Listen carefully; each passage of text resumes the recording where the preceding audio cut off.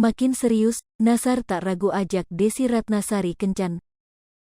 Nasar tak ragu mengajak Desi Ratnasari kencan, panggil ini. Nasar dan Desi Ratnasari kian menunjukkan kemesraannya.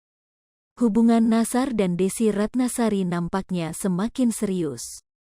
Berawal dari candaan, keduanya pun makin serius untuk menjalin hubungan. Terlebih Desi Ratnasari juga beberapa waktu yang lalu memberikan kiriman untuk Nasar.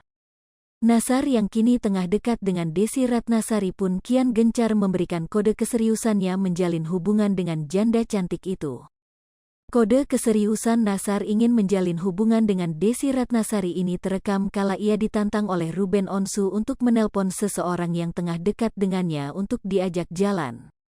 Ketika diberi tantangan itu, Nasar pun dengan santai langsung menelpon Desi Ratnasari. Bak gayung bersambut, telepon itu pun diangkat oleh Desi Ratnasari. Nasar pun langsung mengutarakan alasannya menelpon janda cantik itu. Aku dikasih tantangan, disuruh nelpon gebetan aku, disuruh ngajak jalan, ucap Nasar pada Desi Ratnasari, dikutip dari kanal YouTube Trans TV Official, Kamis, tanggal 2 Juni tahun 2022.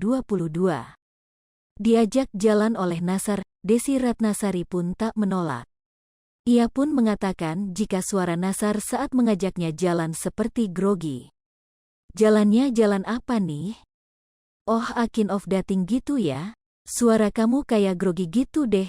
Iya, boleh nanti ya insya Allah, jawab Desi Ratnasari. Tak percaya bahwa Desi Ratnasari mau diajak jalan olehnya, Nasar pun bertanya lagi.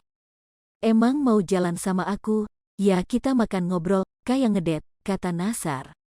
Pertegas jawabannya, Desi Ratnasari pun mengatakan lagi bahwa ia tidak menolak ajakan Nasar. Iya insya Allah, tegas Desi Ratnasari. Mendengar hal itu, wajah Nasar pun tersipu malu. Ia pun menjanjikan untuk memperlakukan janda cantik itu bak ratu saat bersamanya. Iya nanti aku janji, ucap Nasar. Diketahui sebelumnya kedekatan Nasar dan janda cantik itu telah direstui oleh anak Desi Ratnasari.